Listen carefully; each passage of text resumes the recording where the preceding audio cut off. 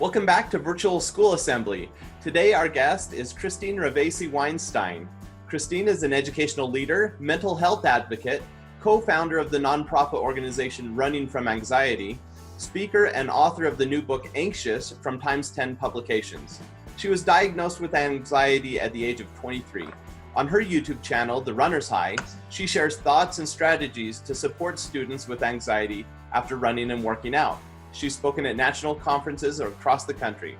Welcome to the virtual stage, Christine. All right, thank you. The first thing I think that's really important when you're talking about a topic like mental health is to get to know me, but it's less about a resume. It's more about the person that I am. A topic like mental health, you really have to connect with the person that you're speaking with.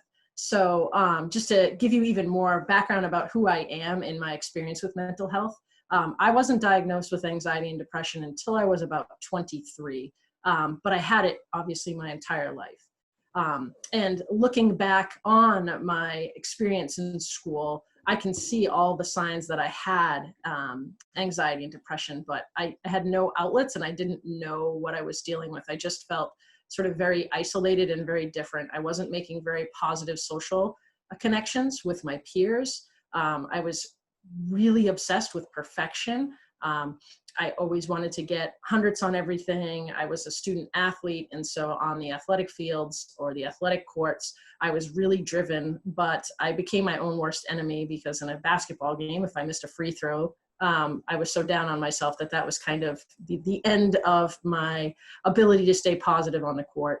I also came from a family where I didn't have too much of a connection with my father based on his work schedule. I rarely saw him. He would be going off to work when I would be coming home from school and whatnot. So I really struggled with sort of acceptance and validation. I would do little things that people would notice and they would criticize me for because to them it all seemed irrational. So the best example I like to give is that I was afraid, and I know this is the case for a lot of students and a lot of adults, I was afraid to write in pen in school because I could not accept the fact that I might make a mistake and then I would have to cross it out. Did not like how messy that would look, so I preferred to write in pencil. But the issue with writing in pencil was that if you wrote on the backs of the pages, then the pencil on the front page would like smudge onto the back of the previous page. And so that would make it look messy. So in all of my school notebooks, I had a piece of scrap paper in between every single page of the notebook. So when I'd be in class and I would be flipping through my notebook, I would then have the embarrassment of having to flip over this piece of scrap paper. And it was really obvious to my classmates who would ask me, "What are you doing? Why do you do that?" And I didn't really have an answer. I just knew that I didn't like messy notes. What I know now is that those were symptoms of OCD, which was part of my anxiety, because anxiety is all about control. When we can't control the different things in our lives, we then try to take over control of the little things in life that we can control. So like my notes in my notebook. When I got to college, my symptoms of anxiety decreased significantly. I didn't understand why at the time. I just felt like, oh, people like me, I'm making friends, so I'm not as anxious. But what I understand now to have happened was that when I wasn't living at home and I wasn't dealing with the consistent peer pressure with being in a high school setting, I had control over my environment completely. And so my symptoms of anxiety decreased. They came rearing back when I left college and moved back home and chose to commute to graduate school. So I'm from the Boston area, and I had to commute on the Boston's notorious T, which is the oldest transit system in America, and it doesn't support the number of riders very well. So having to commute back and forth with the delays and the number of people on the trains just made my anxiety go through the roof. So it was the first time that I went to a counselor and was diagnosed around the age of 23.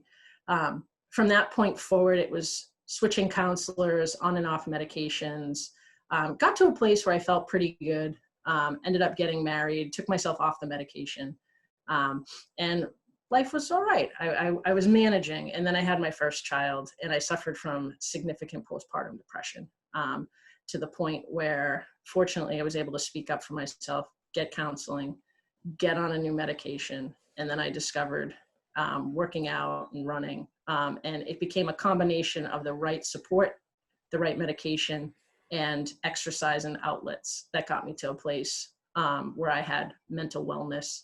As a teacher, I've been in the classroom. Well, I was in the classroom for 15 years. For the last 2, I've been an administrator. I was really able to connect with students. Fortunately for me, I taught AP biology, so a lot of what happens in an anxious mind is relevant to the curriculum that I taught. And so I was able to talk about neurotransmitters and signaling in the brain. And one day in class, a student asked if those were the mechanisms that her medications worked on. And as teachers, it was one of those moments you sort of dream of where you couldn't get more relevant to the curriculum. And so I answered the question by sharing my story. And that student and I ended up staying connected. I mentored her, connected with her family, and she's the co-founder of the nonprofit organization that you mentioned. So that really was the beginning of my journey to realizing that mental health advocacy was my passion, and that although my story is not unique, my story resonates with a lot of people, because when you experience anxiety and depression, you feel very alone. You know you're a little bit different, but you don't know why. And so I felt, as someone who could come out and speak about that experience, I might be able to make people realize that their thoughts and their feelings are completely normal. So since making that nonprofit, I've started working to advocate for students with anxiety. And through my experience as a student with anxiety and depression, as a classroom teacher with students with anxiety and depression, and now as an administrator who deals with student interventions for kids with anxiety and depression. I have lots of strategies, and many of them I speak about on my YouTube channel when I do my short videos after working out. And so I wanted to share some of those strategies with you all to try to help you when you're starting to have anxious moments, sort of get past that. So especially now while we're all stuck at home, it's even more important to try to make use of certain strategies. So the first thing that you can really do for yourself is try and establish a routine as much as possible. When you have a routine, it's something that you have control over, and so you have expectation. It's less likely that you'll be kind of blindsided by something if you have a routine every day. So get up at the same time every day. Start your day the same way, whether it's going outside for a walk or doing some schooling, eating a good breakfast, maybe watching TV for half an hour, whatever it is, make sure you stick to that routine, because your body wants that routine. It works better when your body knows what to expect. Your mind and your body are connected.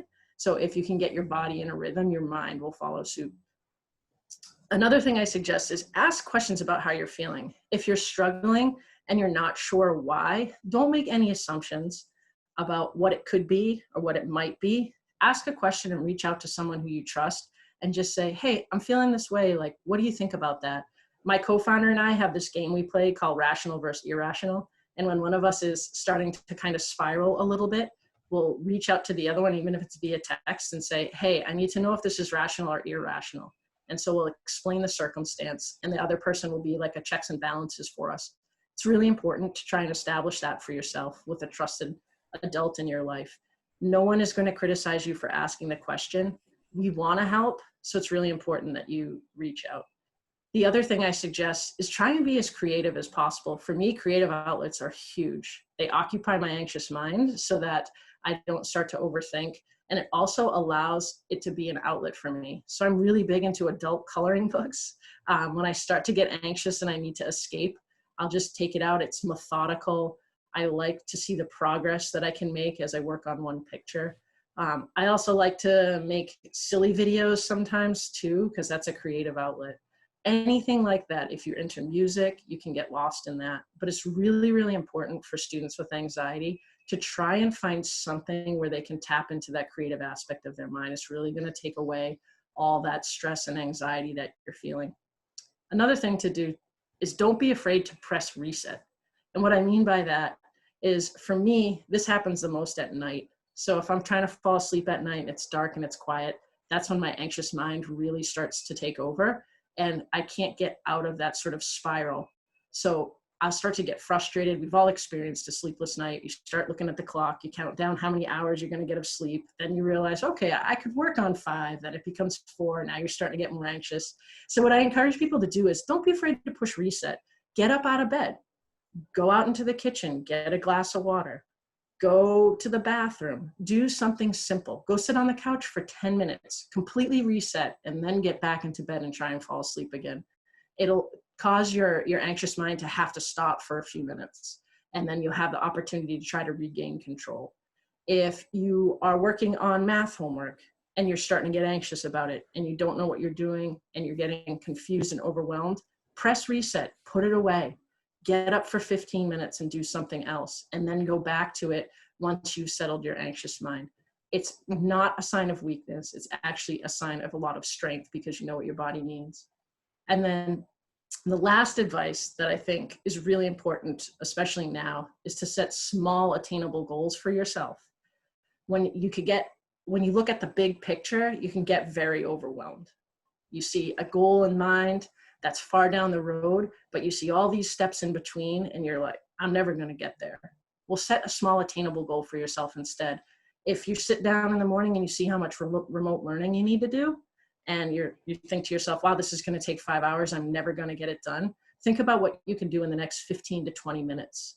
Focus on that. And if you accomplish that, you'll feel good about yourself. And no matter what, you've done that.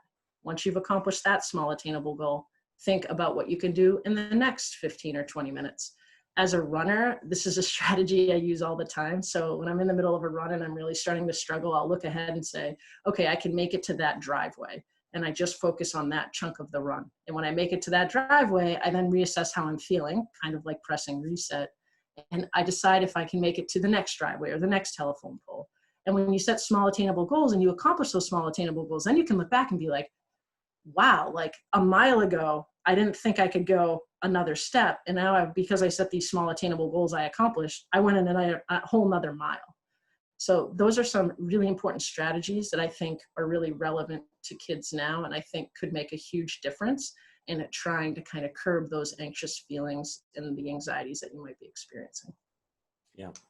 So thank you. What great advice, and I appreciate the strategies. I think that even those that don't struggle with anxiety, we all struggle with anxiety, right? Every Yes. human being gets anxious from times to times, and these strategies will work for all of us. I was thinking, which of these things can I work on in my own life? Yep. But then I also have a child that struggles with anxiety, and I have a couple questions because I want to dig into some of your strategies. The routine one I think is amazing. I think one of the biggest problems with routine is families and other people throw those things off, right? So sometimes we can't control our routine completely. What kind of strategy would you give a child who might be might be in an environment that is less structured? So maybe their family eats dinner at a different time every day and they go to bed at different times every day. Is there anything that they can do about that to build in their own routines?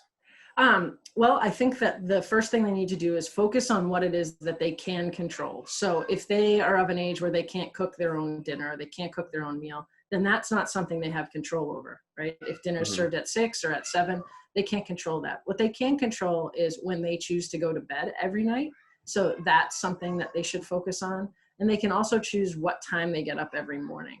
So I know I've been hearing a lot of people say like, oh, I've been staying up so late because I've been binging on Netflix because I don't have anything I need to do the next day. And it's okay to do that, once in a while, but it's really important, even on weekends that you go to bed and you wake up at the same time every day. That is something that a kid can have control over, and I highly recommend that. The other thing too is if getting out and moving, which is another strategy that's super important when you have anxiety, and it's one that I rely on all the time. Even if you're not getting out and moving at the same time every day, if you're committing yourself to getting out and moving every day, that's something you can control, right? So it doesn't necessarily have to happen at 10 a.m. every day, because like you said, there's going to be extenuating circumstances they don't have control over that are going to impact their ability to do that, but they can commit to doing it every day. So for me, I have 2 small children. They're 6 and 3. So you want to talk about variables that throw off a routine. There you go, right? Right. And so I try to work out every day. And I would love it if I could work out every day at 10 o'clock or whatever the case may be, but I can't, and I have to work around their schedule. But as long as that's part of my daily routine, then I'm okay with it. So you've got to focus on what it is that you can control. And that's so difficult because it can be frustrating when things throw you off and you want to do something else. But that would be my advice. So speaking of things you can and can't control, I think one of the best strategies that you went through, and also one of the most difficult, is reaching out and talking to others, especially when you're feeling anxious. I know that as I've dealt with students and with my own children, it's highly unlikely that when they're struggling with something, they're going to come forward and say, I'm really struggling with this thing. Now, parents can do a lot in that regard because parents can bring up topics, teachers can bring up topics. But if a child is really struggling, if they really do need to talk to someone, but they don't feel comfortable reaching out to an adult, what else can they do so that they don't feel all alone, so it doesn't spiral, you know? Right. Well, they can always reach out to a friend if they feel comfortable with that. One of the things that I don't do it so much anymore, because like I said, I have other strategies that I use that really work well for me, but journaling is a huge strategy that's really, really important. And it's one that I talk about a lot. I talk about not just the use of a journal, but like when would be good times to try and engage in writing in a journal. You know, there's a burden to these emotions. There's a burden to these feelings when you're struggling with them, because you're so kind of, the way I would describe how I felt was I was so upset at myself that I wasn't sort of fitting in, and that I felt different, but I couldn't figure out why. And so even just the simple act of writing it down somewhere, you're not going to get it solved, but it's almost like you're releasing yourself of the burden of being the only one that holds on to these thoughts. Like you're putting them somewhere else for now. So I'm a huge Harry Potter fan. And I know this might seem kind of off topic, but one of the things I love the most about those movies was the pensieve. I don't know if you're a fan of the series, but yeah, so you know what that is, right? It's like the ability to like take stuff out of your mind and put it over here and let it kind of simmer for a while, just to like declutter. And to me, like that's the power of journaling. You can write the stuff down. It's, you know, you're kind of like little safety net. You go to it whenever you need to. You have control over that space, and you're getting yourself like freed from these emotional burdens for at least a short period of time, which is sometimes all you need. Right. Well, the pensieve strategy or the writing strategy, it's an interesting one because that's one that most adults and especially business owners and entrepreneurs, that's something that we have in our toolbox, right? So most people have too much going on in our brains all the time. And you need to have a place to put your ideas, to put your thoughts, whether it's journaling or to-do lists or just various notes. That's just a good productivity strategy. Yeah, so absolutely. Whether or not you're struggling with anxiety, that's something that I think we all should be doing. Yes. Now, as you've talked about things we can control, I love it because I've been thinking about all the hobbies or activities that people engage in. And you've mentioned writing, you've mentioned reading, physical activity. What we haven't talked about yet is music, but I know that's a creative outlet for some people. It's interesting that a lot of the strategies that you give us, things that we can control in our own life, have to do with being creative. Why do you think that is? Why do you think creativity is a solution to anxiety? I really think that it's sort of a mental escape, to be fully honest with you. And I think that the intensity with which we feel these anxious emotions, we can let that be fueled into the creative aspect of it. It's also a way to kind of completely absorb the brain. So I like to think of it like when I'm anxious, it's one section of my mind that's just working on overdrive, right? And the creative part of my mind is somewhere else. And so if I can take that energy and shift it to the creative side of my brain, then I'm giving that other side a break. I'm relaxing it. And so that allows the anxious feelings to dissipate, even if for a short time. And it's also for someone that has anxiety, and I don't know if I'm going to explain this sort of symptom correctly, but it's not like when you feel like you are not making any ground on something, it can be really overwhelming. So I like to talk about a job that I had once where I worked in a warehouse, and it was basically just a quality control inspector. And so they'd bring work over to me and I'd work on it. and I would see the amount of work decreasing. And before I was finished, they would bring more work over, right? So I never was able to accomplish anything. I could not see my progress. And that fueled my anxiety. With creative outlets, you see your progress. So it's this huge sense of accomplishment. Like you start something and then you're the one putting in all the work to get to an end, and you can see it grow. And it really makes you feel like you're watching yourself have control over something as time passes. And I think that's why creative outlets are so amazing. You're resting one side of your brain, you're interacting with the other side, and you're controlling the process of completing something, which when you're anxious, you don't get to do. Right. Well, and it's interesting. I know that when I am feeling anxious, one thing that I love to do is have to-do lists, right? And check off lists, because if I can actually physically like check it off, I put it on a 3x5 card. If I can cross it off, even if it was a small thing that took 30 seconds, I feel like I've done something important. And if I can get 5 things crossed off, even better, you know? I hear that there's actually, I went to a seminar once and is about efficiency, and the person talking actually said to-do lists are terrible for efficiency, but people make them because they actually get a shot of endorphins when they cross off something that they've accomplished. And so for me, I'm like, that's exactly why I do it, right? Like, again, it's that creative thing. It's like you're seeing something progress from start to finish. So I'm all for it. I love to do it. Cool. Now I'd like to dig into your book a little bit. Okay. It's called Anxious, but the subtitle intrigues me. What if it turns out right? What does that mean? Okay, so, well, first of all, it's kind of like my tagline. So when I was working with the publishers, they really wanted the book to be me and to be recognizable as mine. And so in my YouTube videos, it actually was born out of something completely organic. I was doing a video, and the thought that I had that day was like, why don't we flip our perspective, right? Like, anxiety is all about this fear that it might not go right. Like, that's why we're reluctant to try things or do things. And that's why, you know, students can sometimes be work avoidant or school avoidant because they're so afraid that it's not going to go right. But what if we can change that perspective and think, well, what if it turns out right? Like, then the risk is worth it. You know, I've been watching The Last Dance, which is this new documentary about the Chicago Bulls. And so Michael Jordan had suffered a really serious foot injury. And so doctors said he had a 10% chance of re-breaking it and ending his career. And he said, well, that means I have a 90% chance that I can get out there and play and everything will be fine, right? And so that's what that line is all about. It's about flipping the perspective. And so for the book, they liked the idea not just of having that line there as recognizable as mine, but for people trying to advocate and help students with anxiety, it's a really uncomfortable thing because we don't know how to reach these students.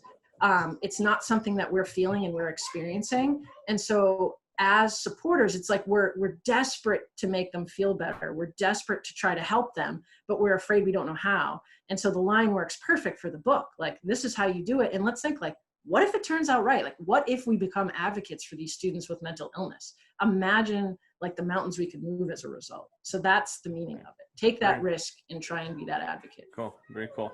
You know, I found that I'm quite risk averse, but I read something, I think it was in a personal finance book actually, and it was talking about taking risks, and most people don't want to because what if it doesn't work out?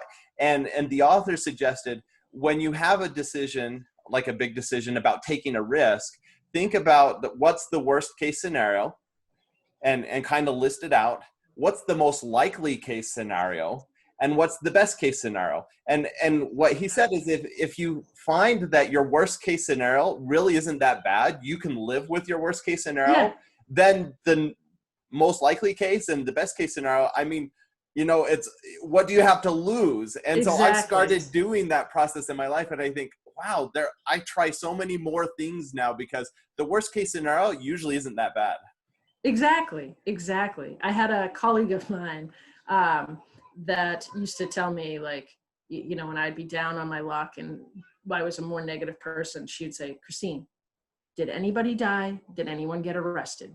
If neither of those two things happened, you're gonna be like, you'll get through it. It'll be fine. And I think that was kind of like the beginning of like, yeah, it's a decision I'm making. I need to force myself to see that other perspective. Right. Now, we're in an interesting time right now with this pandemic. However, I think all of the strategies that you outlined not only apply now because of the pandemic, but will apply after, and they apply not just for people who struggle with anxiety, but for everyone in general. Can we just recap those really quick? I think you went through 5 things. Can you just bring those up one more time? Yeah, I don't know if they'll be in the same order, but the first was to ask questions. Okay. Make sure, and that can be, as we discussed, in the form of, reaching out to a trusted individual or journaling, establishing a routine, make sure that what you can control, you do your best to try and control. Be creative, tap into that creative aspect of your mind. It's really going to help you, take a break from your anxious mind. Then we talked about small attainable goals. And so instead of looking at the really big picture, try and think about what you can do in the next 15 minutes. Not being afraid to press reset. It doesn't show any sign of weakness. And then one that I kind of said at the end was get out and move. That's really going to do well for your physical well-being, but for your emotional well-being as well. Right.